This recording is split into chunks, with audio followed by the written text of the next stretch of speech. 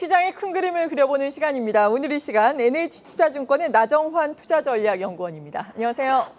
네, 안녕하세요. 네, 어제 시장이 시세를 분출하고 오늘도 좀 쉬어가나 싶었는데 코스닥을 중심으로 상승 탄력이 약간씩은 더해가고 있습니다. 7월 증시 전망 어떻게 하고 계십니까? 네, 일단 어제 코스피 지수가 2,600선을 돌파를 했습니다. 이 상승 요인을 보자면요. 지난주에 발표된 미국에서 전반적인 경제 지표들이 견조했습니다. 미국 경제가 예상보다 좀 나쁘지 않고 물가 지수 자체도 적절하게 억제되는 환경, 이거는 주가에 좀 긍정적인 환경이기 때문에 전반적으로 한국 증시도 좋았다라고 보시면 될 것 같고, 일단 미국 1분기 확정 GDP가 조금 더 상향되었죠. 원래 잠정치가 1.3%였는데 이게 2.0%로 상향 조정되면서 사실 미국 경기가 올해 하반기 또는 내년 상반기에는 리세션이 도래할 거라는 그런 전망이 많았는데 지표들이 나오는 걸 보면은 예상보다 나쁘지 않다라는 점에서 조금 주가에 긍정적이지 않았나라고 생각이 되고, 지난주 수요일에 발표됐던 게 이제 미국 5월 PC 물가 지표인데 헤드라인상으로 전년 동기 대비해서 3.8%, 그러니까 이게 전월치 4월치는 4.3이었는데 굉장히 많이 물가 지표가 내려왔죠. 그래서 좀 전반적으로 봤을 때 물가도 우하향하는 그림을 보인다. 그래서 좀 종합을 해보자면 미국 경기가 생각보다 나쁘지 않은데 물가도 어느 정도 통제가 되다 보니까 미국 연준의 긴축도 예상보다 그렇게 강하지는 않을 거다라는 기대감 자체가 좀 주가에 긍정적이었고, 어제 한국의 수출 지표도 나왔죠. 6월 수출 지표가 전년 동기 대비해서 마이너스 6%를 기록해서 이게 22년 10월 이후로 낙폭이 최저치를 기록을 했습니다. 게다가 무역수지 자체도 좀 흑자를 전환했기 때문에 수출 자체도 하반기로 갈수록 전반적으로 개선될 거다라는 기대감 자체가 좀 어제 그 코스피 지수를 끌어올리고, 지금도 현재 좀 전반적으로 이렇게 오르는 양상을 보이는 게 이런 요인에 있지 않나라고 좀 생각을 하고 있습니다. 네. 그리고 오늘 상승률 상위 종목들 특히나 코스피에서 보자면 삼화전기, 유니온 머티리얼 그리고 유니온 등 히토류 대체제라든지 관련된 종목들의 움직임이 상당히 크게 나타나고 있습니다. 중국의 상무부가 또 8월 1일부터 갈륨 그리고 게르마늄, 그러니까 고성능 반도체라든지 전기차에 쓰는 이러한 광물을 수출 제한한다라고 밝히면서 관련된 종목들이 오름세를 나타내고 있는데, 이 같은 흐름에 대해서는 어떻게 평가를 하고 계십니까? 일단 말씀하신 갈륨, 게르마늄 자체가 중국에서 생산하는 비중 자체가 굉장히 높습니다. 한 80% 이상 중국에서 생산을 하고 있기 때문에 다음 달부터 수출을 제한을 한다면은 공급망 차질 이슈가 부각되는 거는 불가피할 수밖에 없고, 그런 측면에서 아까 말씀하신 그런 종목들이 오르는 것이라고 보면 됩니다. 중국의 이런 행보 자체는 사실 지난주 금요일에 네덜란드 ASML에서 노광 장비 수출을 제한하기로 발표를 했었죠. 극자화해선, 그러니까 EUV 노광 장비는 2019년부터 수출을 제한하고 있는데 거기에 더해서 심자화해선 DUV 노광 장비를 좀 이제 수출을 제한한다고 발표를 하면서 중국 측에서도 반도체 전쟁에 좀 더 이제 제재를 좀 가하고 있는 그런 상황이다.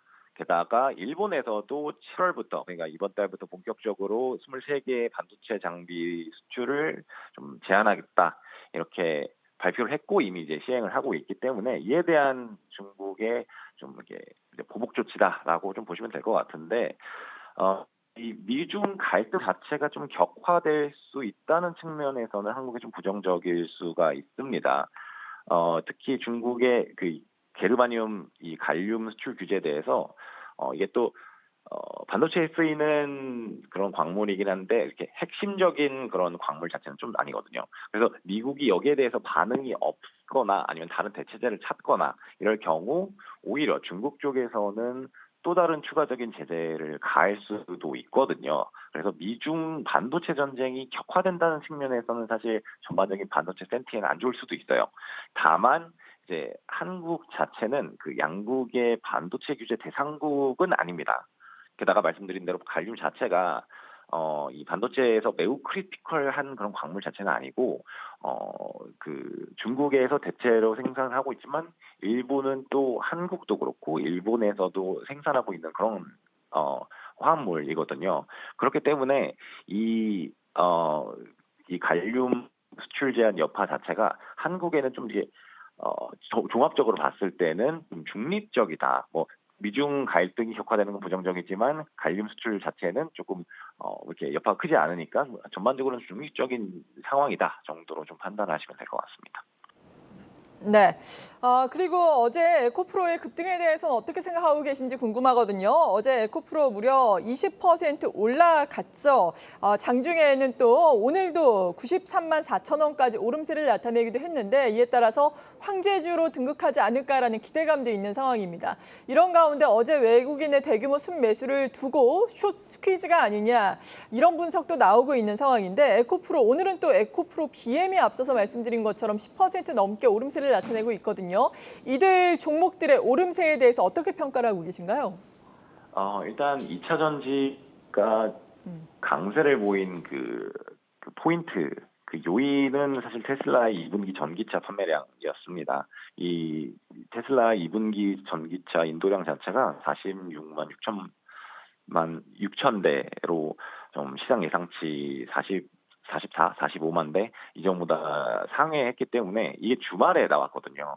그래서 주말에 나오면서 미국 시장보다 사실 한국 시장이 좀 빠르게 개장을 했기 때문에 테슬라 전기차 판매량의 수혜를 보는 2차 전지 업종이 먼저 반응해서 이렇게 크게 좀 오름세를 보였다라고 보면 될 것 같고 그렇기 때문에 사실 어제 밤 미국 장에서도 테슬라 주가 자체가 6.9% 올랐고 전반적인 전기차 뭐 리비안이라든지 뭐 이런 전기차 종목들도 뭐 강세를 보였다라고 보면 될 것 같습니다.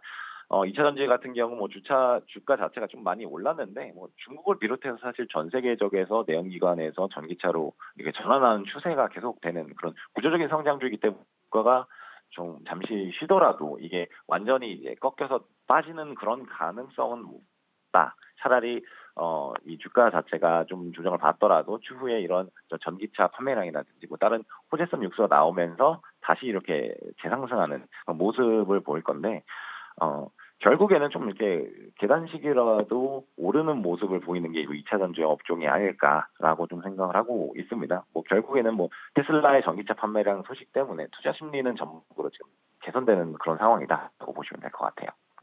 네, 투자 심리는 계속해서 개선되고 있다라고 2차 전지에 대해서 말씀해 주셨고 이제는 또 이번 주 금요일에 삼성전자 잠정 실적 발표를 필두로 해서 2분기 실적 시즌이 시작이 됩니다. 그래도 실적 가이던스 상향 조정되고 있는 종목군들이 꽤나 눈에 띄고 있는 상황인데 2분기 실적 시즌을 우리가 보내면서 시장이 상승 탄력을 더 얻어갈 수 있는 모멘텀을 기대를 할 수 있을까요? 어떻습니까?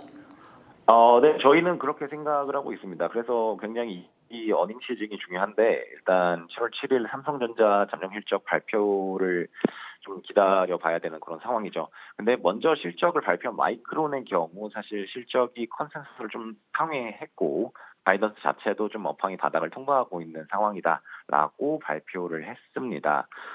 그러면서 이런 점에서 봤을 때 반도체 업황 자체는 좀 하반기로 갈수록 개선되는 모습이 나올 거다라고 생각되고 있기 때문에 저희는 실적 시즌에 더 좀 뭐 상승 모멘텀이 될 거다라고 생각을 하고 있고 최근 1개월간 삼성전자, SK 하이닉스 2분기 전망치 자체는 좀 전반적으로 좀 오르고 있어요. 개선되고 있고요.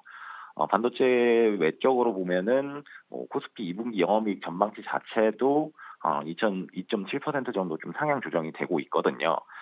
그리고 말씀 주신 상향 조정이 되고 있는 업종들은 뭐 대표적으로 상사 자본재 뭐 이런 게 있고 IT 하드웨어 이런 정도가 있다라고 보시면 될 것 같습니다.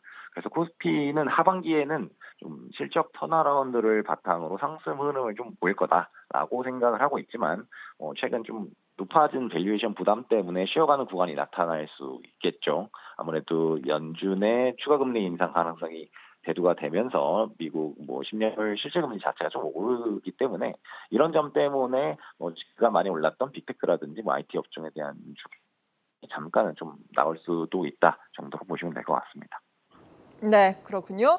그리고 이번 주에는 미국에서 지난 FOMC의 의사록과 더불어서 고용 지표가 발표가 됩니다. 최근에 사실 발표되고 있는 고용 지표들은 상당히 견조했었는데 간밤에 발표된 제조업 지표 같은 경우는 약간 부진했거든요. 경제 지표 발표에 따라서 연준의 또 긴축 행보에 미치는 영향은 앞으로는 어떻겠습니까? 맞습니다. 앞서 말씀 주신 대로 최근에 뭐 주간 실업 청구 건수도 뭐 그 전 주치 대비해서 좀 감소하는 등 양호한 고용 지표를 나타내고 있는데, 사실 이번 고용 지표에서 봐야 될 거는 임금 상승률입니다. 지금 이번 6월 임금 상승률 컨센서스는 전년 동기 대비해서 4.2%로 지금 예상이 되고 있는데, 이게 전월치가 4.3%였습니다. 그래서 임금 상승률 자체도 조금 완화되고 있는 모습을 보인다는 점에서는 조금 긍정적이다라고 볼 수가 있고요.